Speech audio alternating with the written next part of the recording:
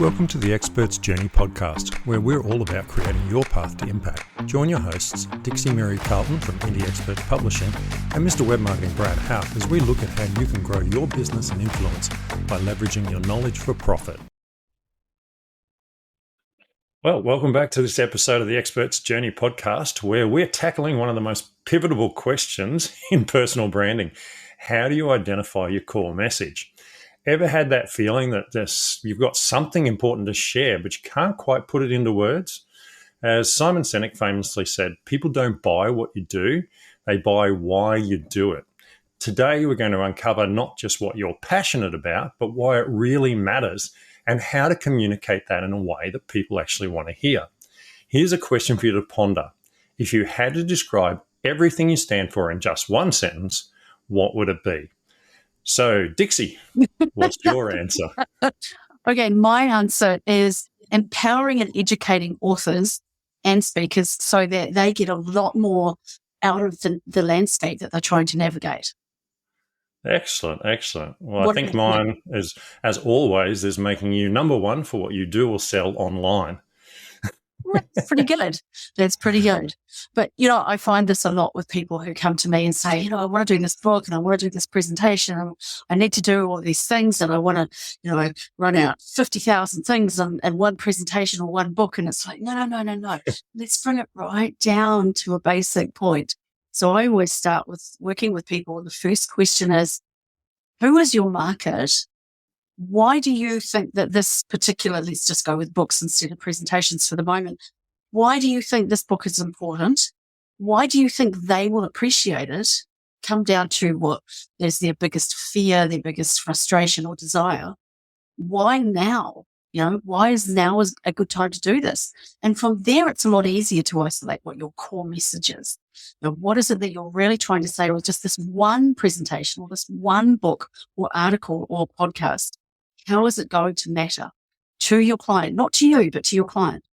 Then move into how's it going to matter to you and how are you going to get leverage on it? Yeah, look, I mean, it's a key point is understanding that core message because that's what drives, what you do. But it's funny, obviously, that I work in the web world. And so you're kind of working with two key messages. You've got a core message that you sell to people when they arrive on your website. But then you got the message that you're sending to Google and all the search engines and places like that I'm the number one for this thing. And they might overlap, but sometimes it's like, well, this is the keyword I need to be found for, but this is what I want to say to people. And I think, people sometimes get that mixed up. And so understanding it like the way you put it really makes a lot of sense because once you've got that, you can then build on top of that. You build your marketing messages, etc. Well, this is the problem for most people. Most people don't speak marketing. Marketing speak is just full of jargon and they get confused and they think that it's advertising or they think it's branding. And in actual fact, marketing is a whole different thing. So you have to understand how you're going to enchant people is probably the best word. Enchant people into spotting what you are potentially putting out there. For example, with you, it's search engine optimization. That's your door opener. All right. But then when you start to move into what you really do, it's not search engine optimization. It's search everything optimization. Exactly. So you can have that conversation and you can say, right, I'm glad you're here. Come on in, sit down, grab a seat. Now let's have a conversation about all the moving parts that are what you're trying to achieve and how you can achieve that. So let's find the best hook for the fish hook. The biggest fish is going to be most enchanted by this particular style of bait.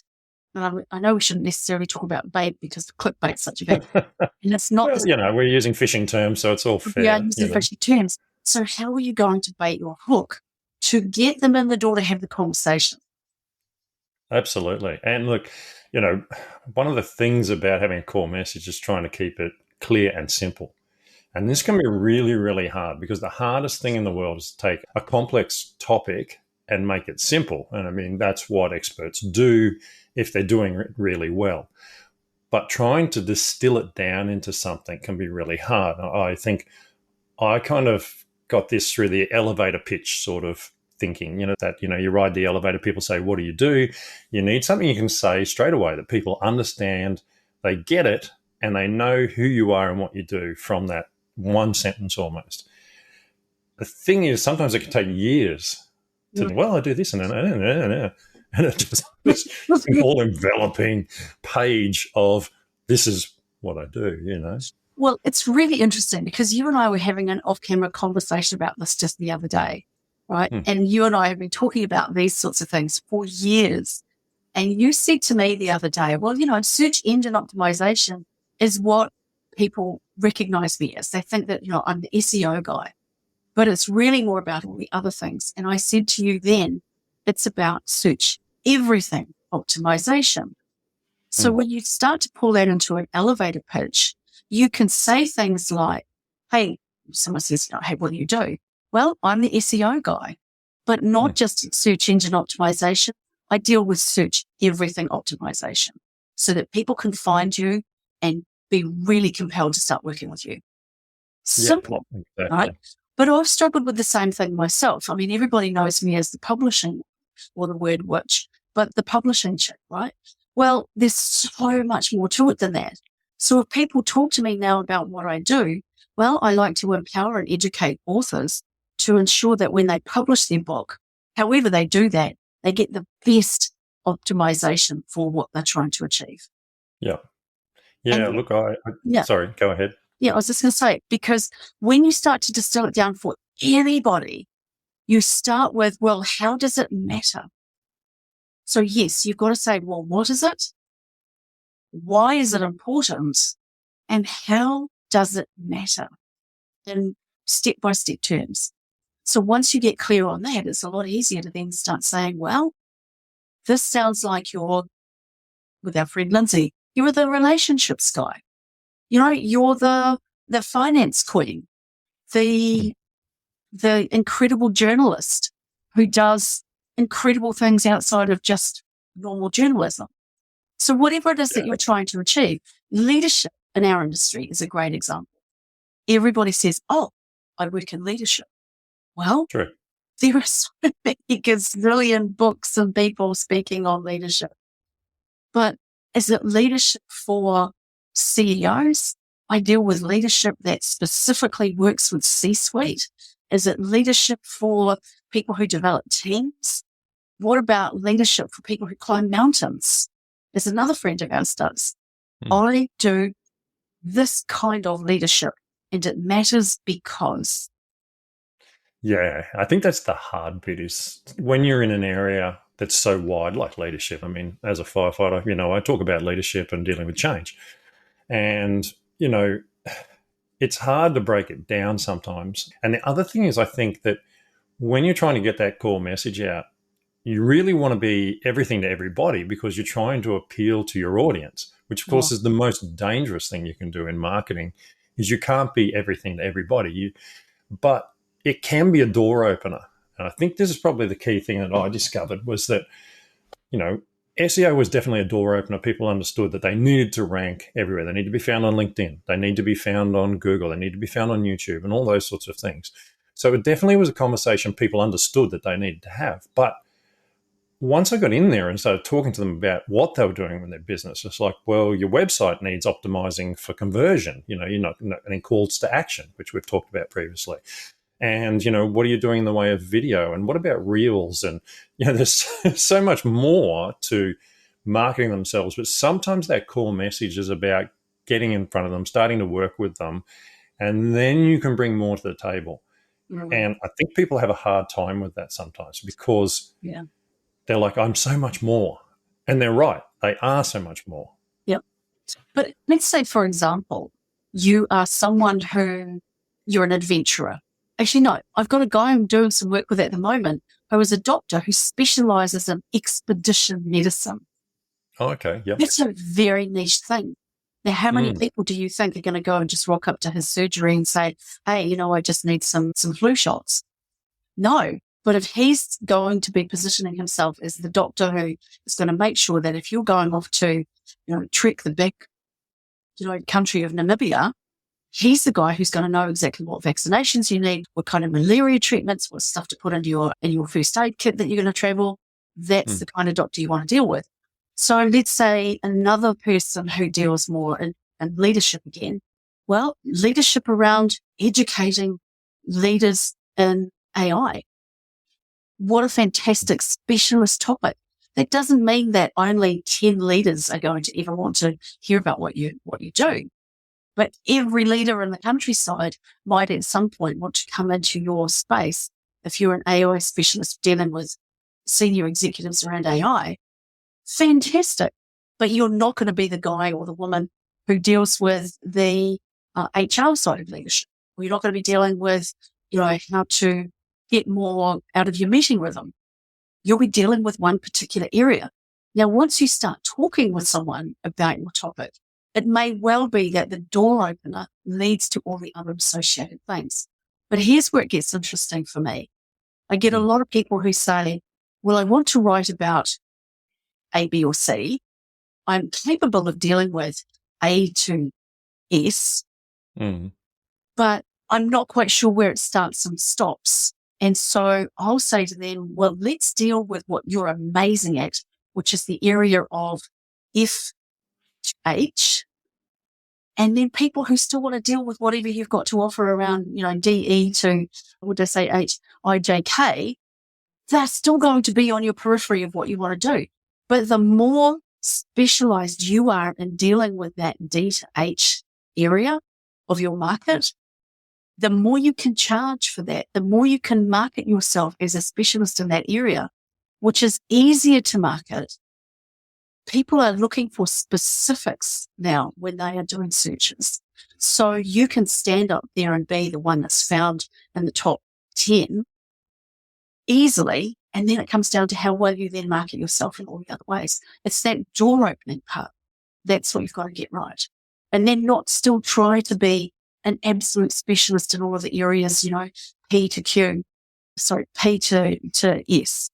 Never mind that there's someone else is going to be a specialist in that area. Someone else is going to be a specialist in the ABC. Focus on your D to H specialist area, and you will do the work that you also love to do the most.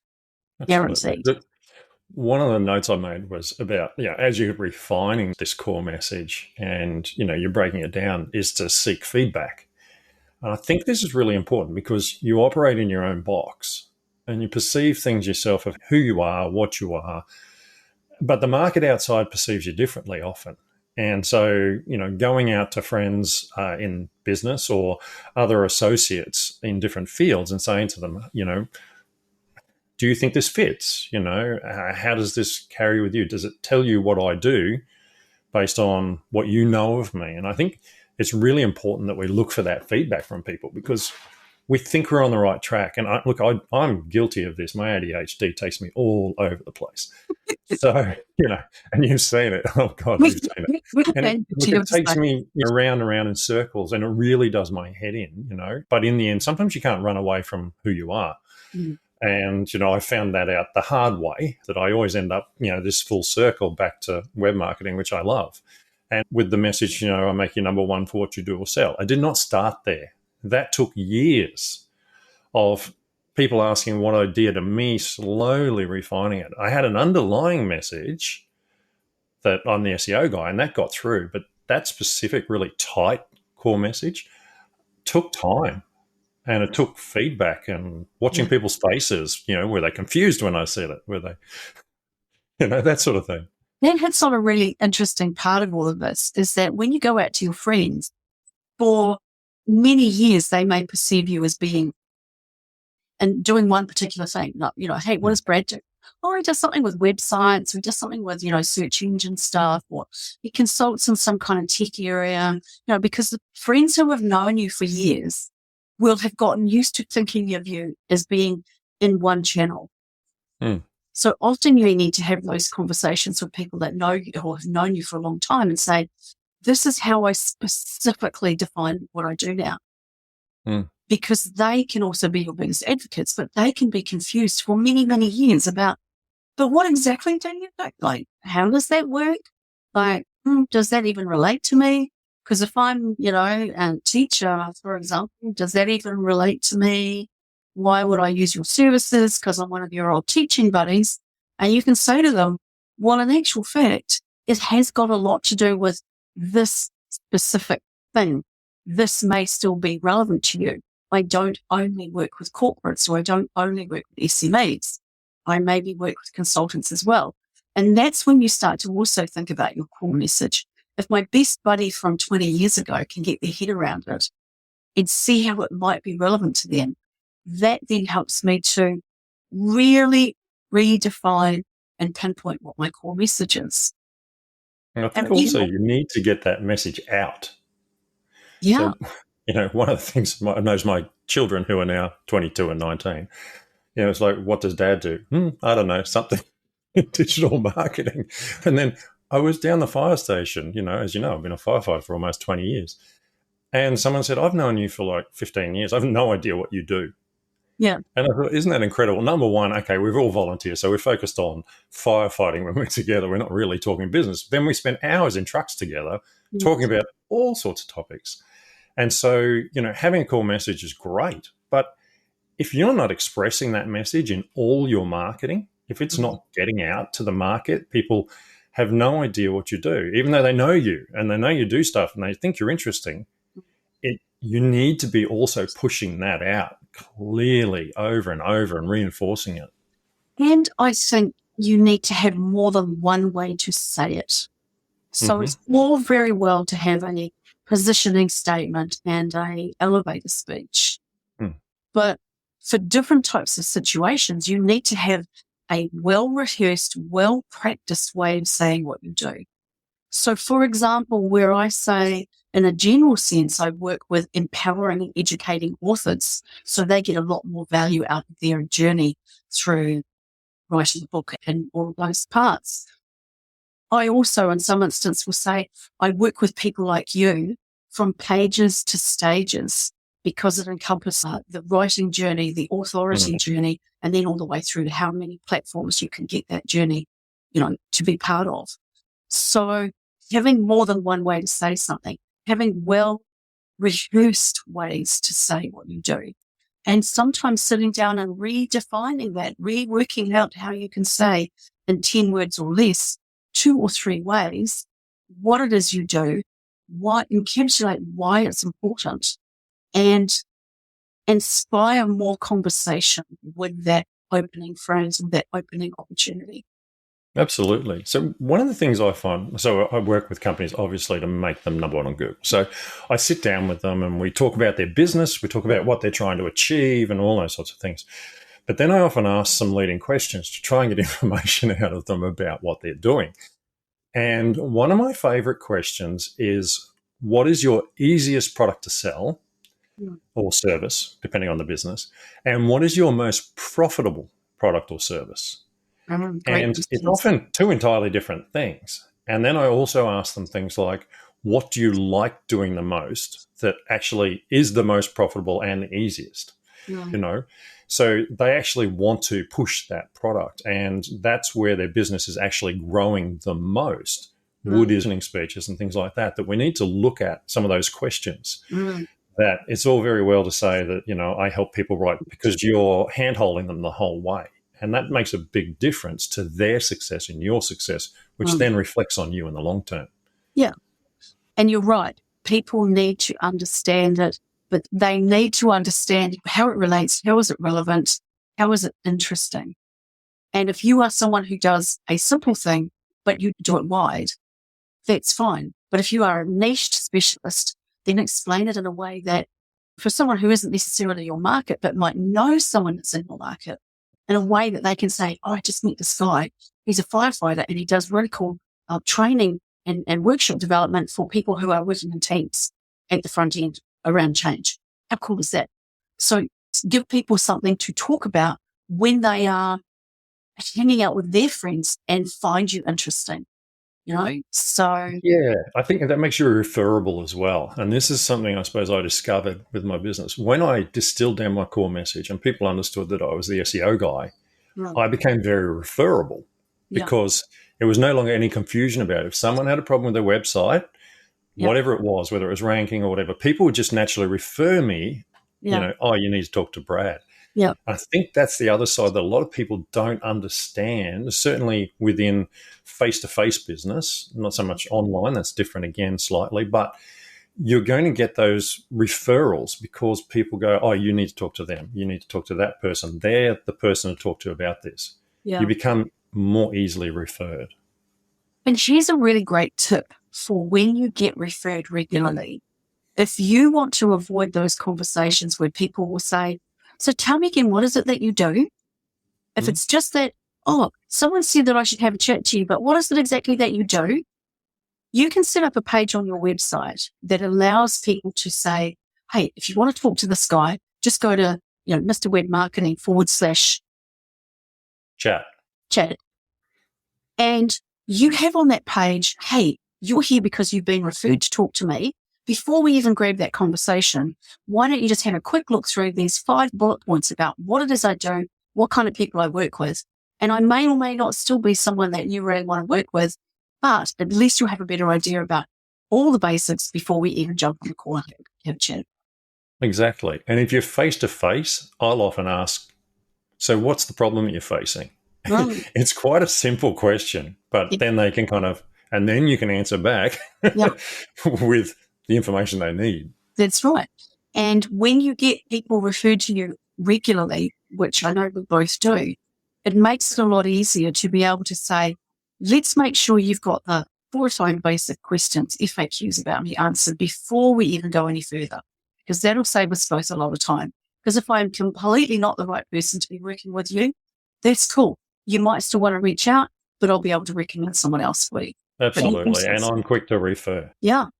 I really am. If it's not in what I do, I'll refer you to the next person I know who can help you, because there's no point in trying to keep a project that is not your thing. Exactly. When there's an expert that can help that person, because they'll come back to you later when they do need what it is you do. And when you've got friends who really want to support you and say, oh my God, my buddy Brad or my buddy Ditsy is, really cool at doing this. I'd love to help you. Send people your way. That's great. But if you're giving them an easy way to do that, so they don't even have to do the hard thinking, you just set up a simple website or a simple landing page that they can say, oh, go there. And you can even put an affiliate link into that as well. So, once you know what your core message is, everything gets a lot easier in terms of your marketing and how marketing is going to work for you. You don't have to write a whole book about what your core message is. You need to have 2 or 3 ways of saying it that make sense in multiple situations. And that's really all it is. But come to it from why is it important and how will it matter? Not just why will it matter, but how will it matter? How will we make that matter more? Yeah. Exactly. Well, I think that brings us to the end of the conversation for today. I think it does, but that was great. So I'd like to say thank you to everyone for joining us on the Expert's Journey. If you like this episode, please like, subscribe, and share. And if you need help writing a book, talk to Dixie at indieexpertspublishing.com. And if you're not number 1 online, you can book a free chat with me at mrwebmarketing.com/chat. We appreciate you tuning in, and we look forward to having you with us again in the next episode. Great. Thanks, Brad. Bye.